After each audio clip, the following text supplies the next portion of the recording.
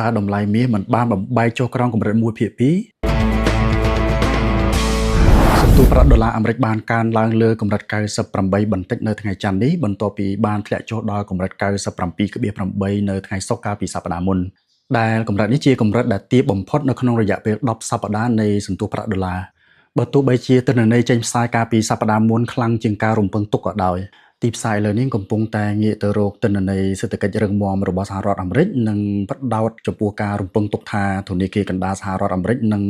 មិនទម្លាក់អត្រាការប្រាក់ដោយមានការប្រុងប្រយ័ត្ននៅក្នុងការសម្រេចចិត្តទម្លាក់អត្រាការប្រាក់ដែលនេះក៏ដោយសារតែតម្លៃថាមពលបន្តជំរុញហានិភ័យអតិផរណានៃតម្លៃប្រេងធ្វើឲ្យធនាគារកណ្ដាលមានការពិបាកនៅក្នុងការសម្រេចចិត្តទម្លាក់អត្រាការប្រាក់បើទោះបីជាមានវឌ្ឍនភាពនៅក្នុងការចរចារវាងអឺរ៉ុងនិងសហរដ្ឋអាមេរិកចាប់តាំងពីដើមខែឧសភាឆ្នាំ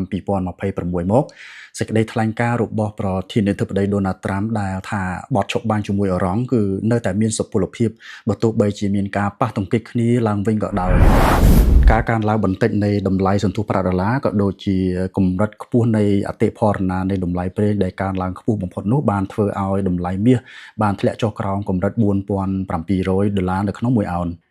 ចាប់តាំងពីសង្គ្រាមបានចាប់ផ្ដើមរវាងអឺរ៉ុងនិងសហរដ្ឋអាមេរិកមកនៅចុងខែកុម្ភៈតម្លៃមាសបានធ្លាក់ចុះប្រមាណជាង10%ដែលនេះក៏ដោយសារតែការកើនឡើងនៃតម្លៃប្រេងដែលបានជំរុញឲ្យមានការព្រួយបារម្ភអំពីអតិផរណានៃតម្លៃប្រេងនេះកាន់តែខ្ពស់ទៅនឹងធ្វើឲ្យទស្សនវិស័យសម្រាប់ការយល់ឃើញនៃការទម្លាក់អត្រាការប្រាក់ហាក់បីដូចជាមិនមានភាពប្រកបប្រជា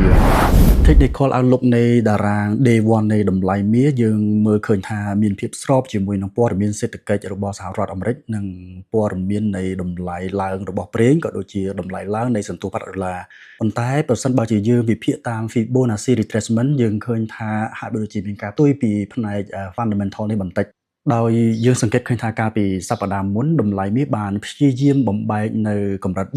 $4,500នៅក្នុង1អោនប៉ុន្តែតម្លៃនេះមិនត្រូវបានបែកទេគឺត្រូវបាន bounce back មកខាងលើវិញ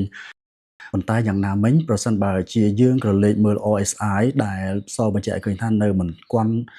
ទាន់គ្រប់គ្រងនៅតម្លៃទៅខាងលើនៅឡើយទេគឺដោយសារតែកំពុងតែបង្ហាញនៅកម្រិត41នៅឡើយលើកណាតតែតម្លៃ RSI នៅលើកម្រិត55ឬក៏64នោះយើងអាច confirm បានថាតម្លៃ bullish គឺអាច control 100%តែម្ដងជារួម possibility នៃតម្លៃមាសដែលអាចកើនឡើងទៅខាងលើយើងរំពឹងនៅតម្លៃ